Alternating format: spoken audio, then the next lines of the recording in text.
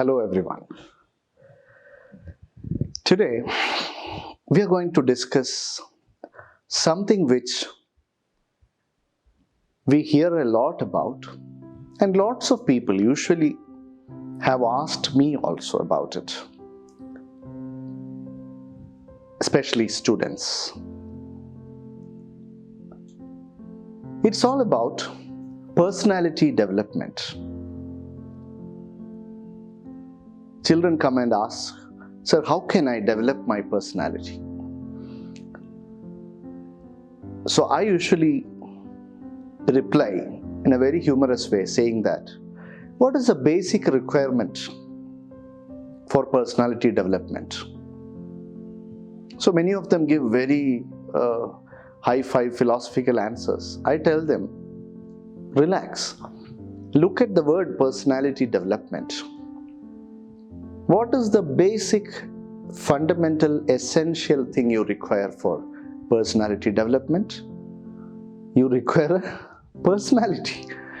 Only then you can develop it. Now you may say, personality we all have.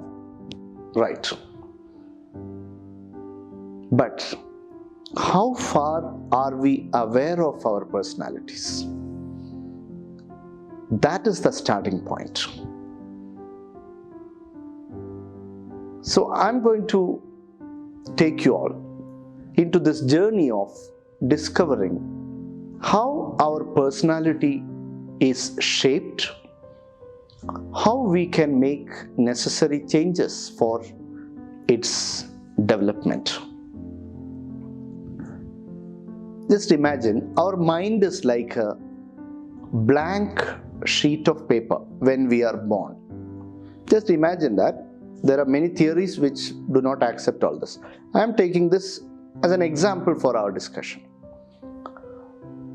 Let's assume that we come to this world with a mind which is like a blank sheet of paper. Every experience that we go through, pleasant or unpleasant experience, happy or sad experience, good or bad experience, all these experiences create some emotions in us, no doubt. They leave impressions on this white sheet of paper. That is mind. So, if we analyze our own mind, we can find it is like a sheet of paper with so many impressions on it. It is not clean anymore. It is not blank anymore. Let's also assume that there are green color impressions.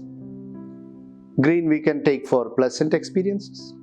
There are red color impressions also. I hope you got it. Imagine a sheet of paper with lots of green colors splashed on it, lots of red colors splashed on it. Impressions left by good experiences, impressions left by unpleasant or bad experiences. This is the starting point. To understand this canvas of the mind,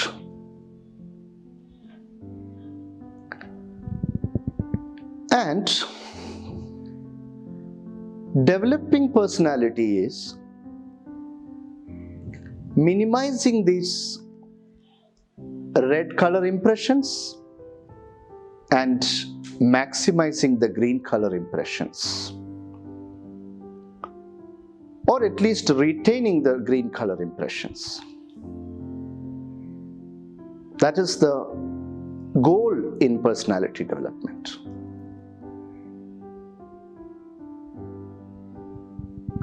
A word of praise, a compliment from someone, an achievement, all these good things in life happy experiences in life left very pleasant impressions on the mind. An insult, an angry remark from someone, a taunting remark from somebody, all these things, a situation where you could not do what you wanted to do, all these things left unpleasant impressions in our mind, and they remain there. I would say, when we look at our mind like this, we can see the accumulation, the continuous gathering, collection of unpleasant and pleasant experiences.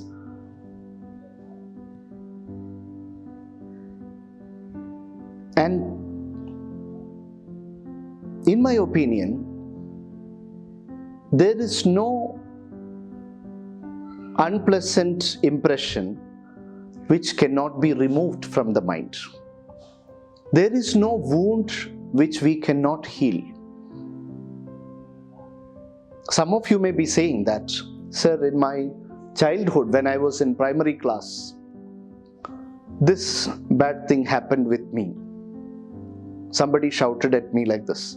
And you are carrying that impression for 10 years. Where is the problem? This becomes your character. This consumes your way of looking at the reality. It affects your thinking. You become prejudiced. And it's very important we clean all those unpleasant stains from our sheet of paper, that is the mind. Drop certain things. You are angry at somebody and you are carrying that anger for 2 decades. Drop it. You will gain more.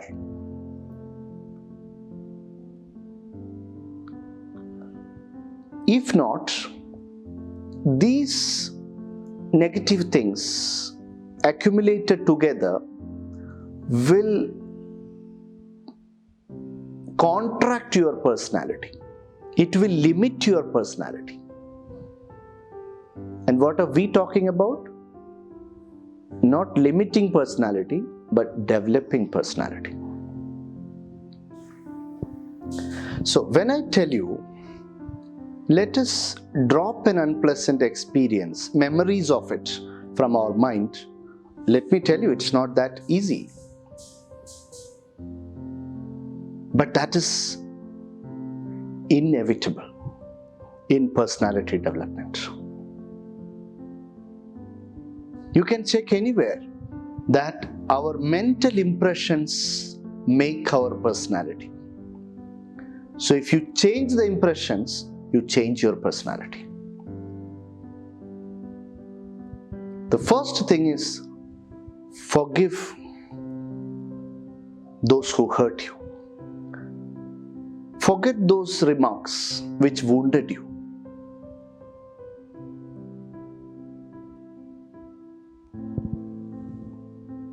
The next important thing is, for every unpleasant impression, it is not easy to drop it all of a sudden. For example, a child who had a bad experience on stage and felt quite insulted. Now he or she doesn't dare to go on stage. The child has developed extreme stage fright. This is an impression because that memory is there in the mind of the child. To overcome that, just an advice will not help. Fear of something, an experience you had in the past which left a deep impression, and you are scared of something or somebody. Now this has become a prominent handicap in your personality. It's not easy to overcome that just by listening to a talk or listening to somebody's advice. It needs constant vigilance, alertness, and practice. And you may have to even take the help of professionals and experts in the field.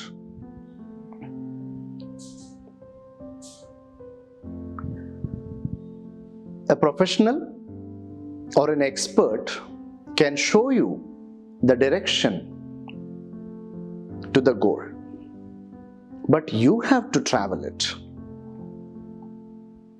Let me tell you a very interesting and significant story in this connection. A boy went to a beach with his father. This boy was 3 or 4 years old, very little one. He went to the beach with his father. He was standing there on the beach holding his father's hand. One of the waves hit the boy so hard that he fell. Just for a fraction of a second, he was underwater. But his father immediately lifted him up and said, "Don't worry, cheer up." And he was laughing. The child also felt fine.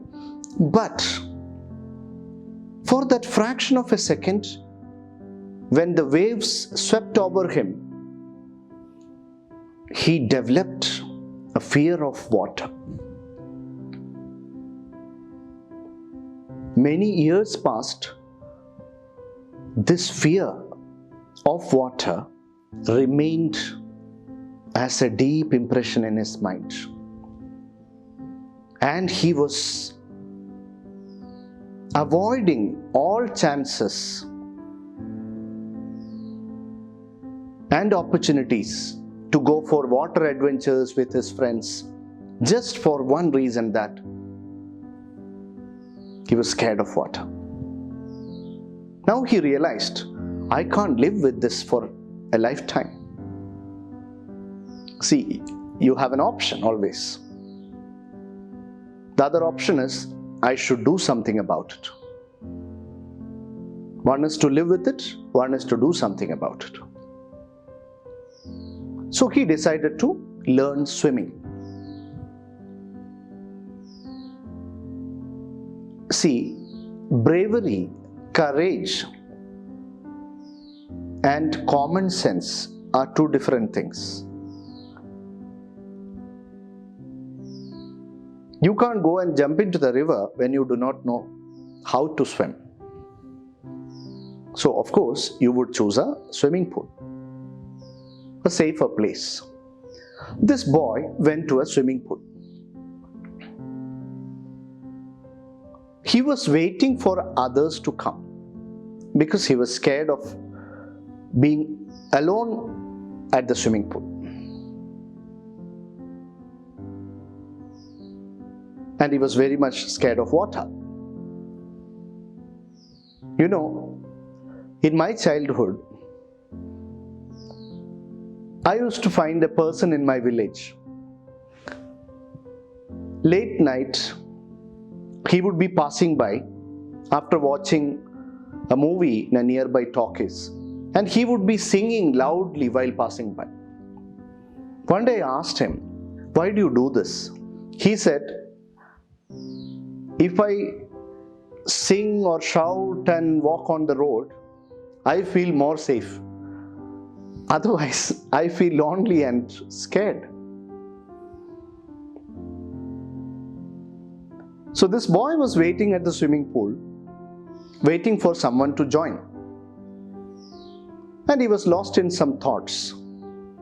Suddenly, a big bruiser of a boy came and picked up this boy and threw him into the swimming pool. Unfortunately, he was thrown into the deep end of the swimming pool. And this boy went down in shark terror. His previous memories of a misadventure in water and this present experience, everything put together frightened him out of his wits. He started feeling suffocated in water. His lungs started aching. Twice or thrice he went up and down, drowning in water, and then he became unconscious.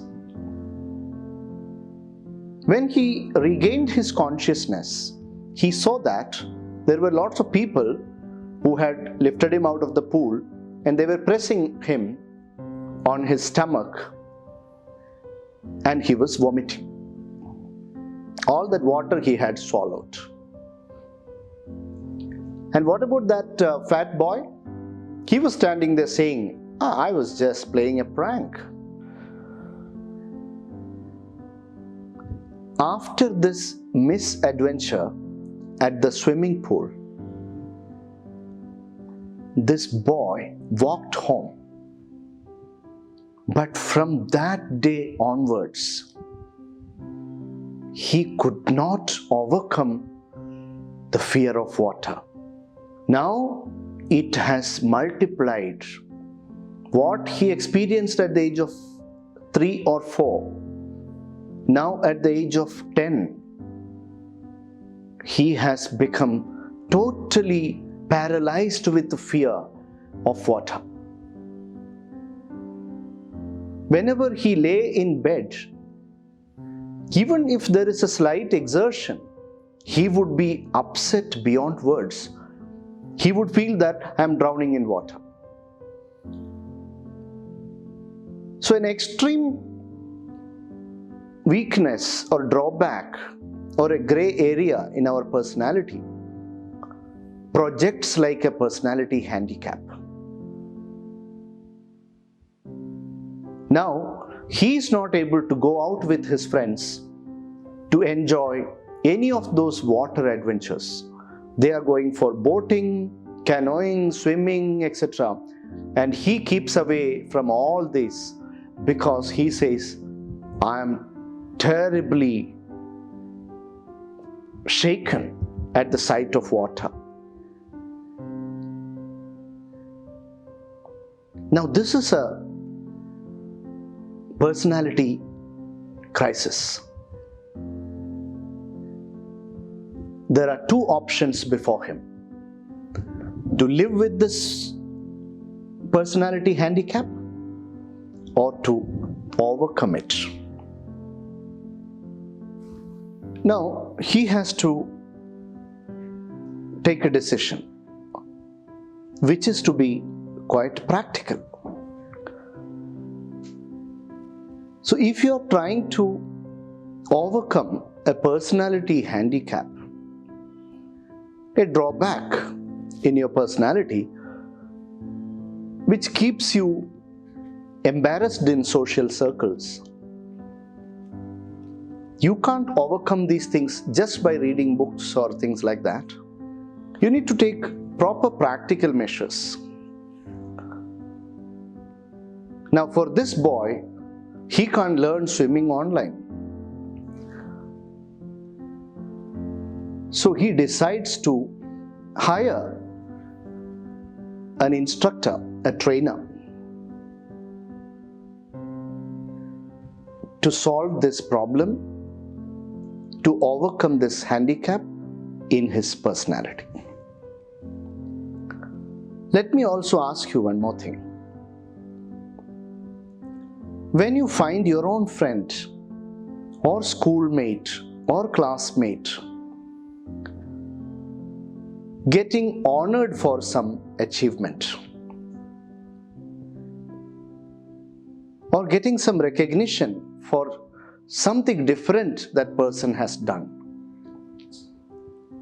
you must have observed there will be two kinds of people who would be reacting in two different ways to such a situation. There will be a group who will be saying, this person has done really a great work. We should appreciate him or we should appreciate her.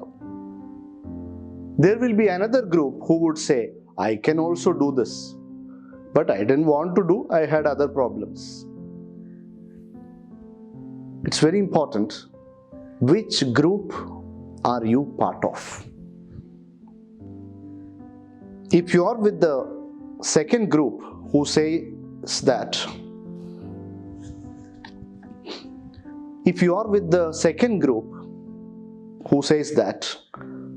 there is nothing great about that achievement,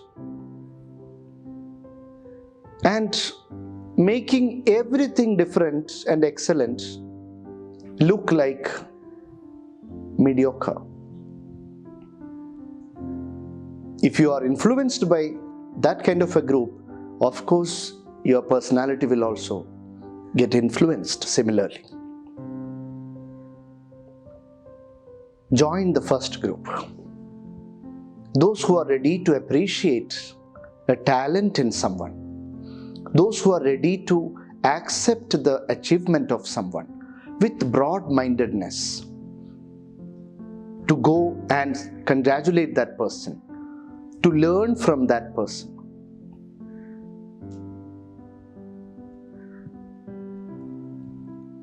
Now this boy hires an instructor and he starts the training. Very good decision, because he is taking the help of a professional in the field. And the instructor, for a period of 7 months, gives this boy rigorous training in water. He's really good at his job. For the first few weeks, he only tries to make this boy comfortable in water, because he understands this boy has some fear of water. He has a mental situation. I should first make him comfortable. Very good trainer. And within 7 months, this boy becomes an expert swimmer. The instructor's job is over. The instructor is finished. But the boy tells, I am not finished.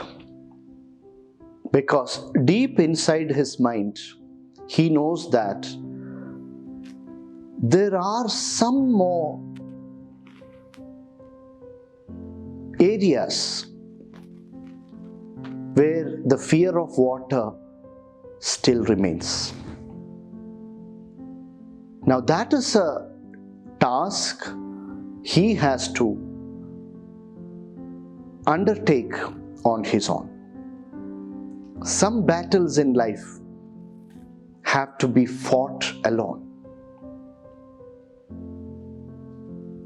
So the boy starts fighting the fear within him. Though it is considerably very less now.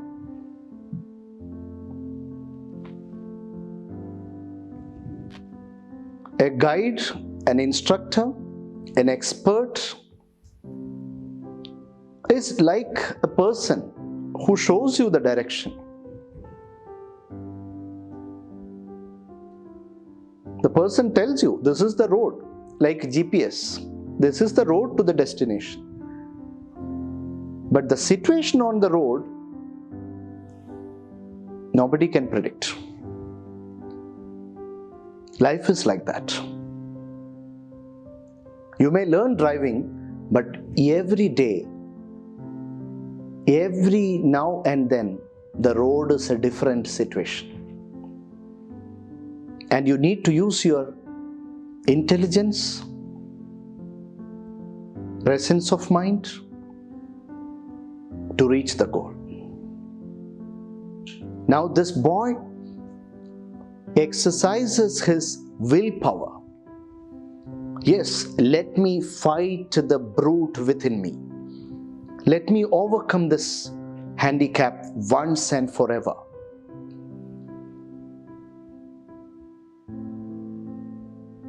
And he goes to lakes and rivers and swimming pools, wherever possible, and practices alone. And at last, he conquers the fear of water. He becomes a very confident personality. And all his friends praise him for this. Then he says, he quotes the lines of the former US President Roosevelt. It is, all we have to fear is fear itself. All we have to fear is fear itself. This is the lesson he learned from this catastrophic experience in his life. What does that statement mean? It means fear of water he has to overcome. But should he go and fight with the swimming pools? Can he go and ask people to empty all the swimming pools wherever he is going to?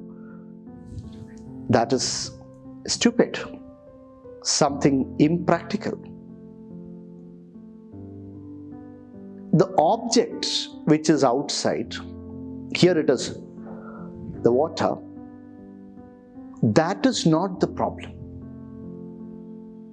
Let me repeat. The external object is not the problem. The problem is the emotion the external object has triggered in you. So the solution is not outside, it is inside.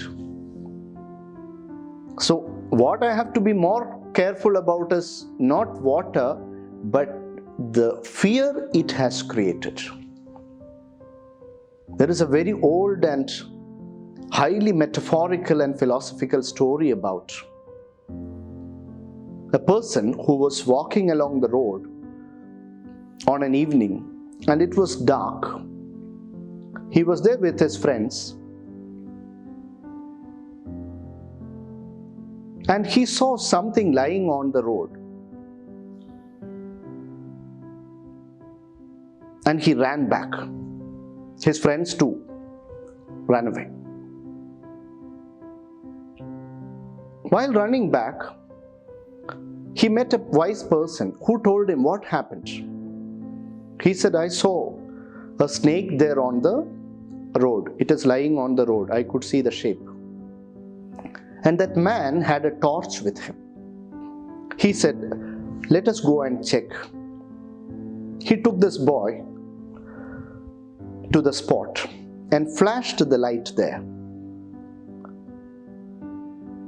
And both of them understood it was not a snake, it was just a rope.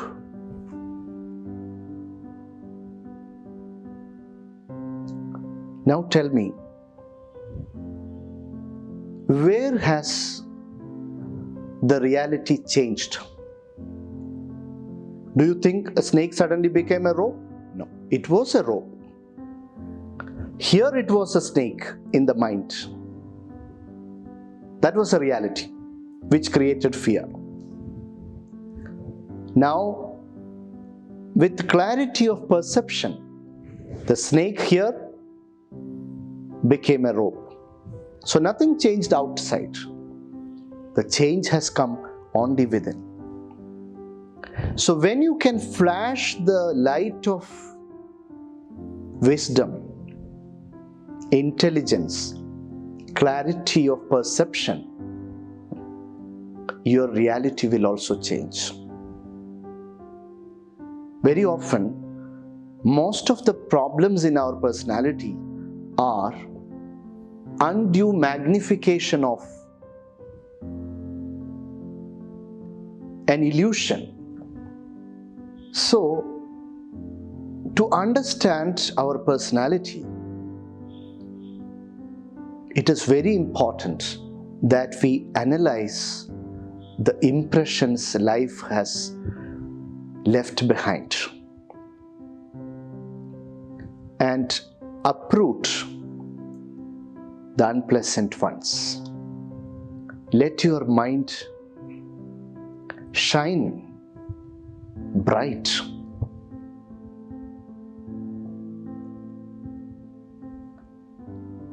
Mind is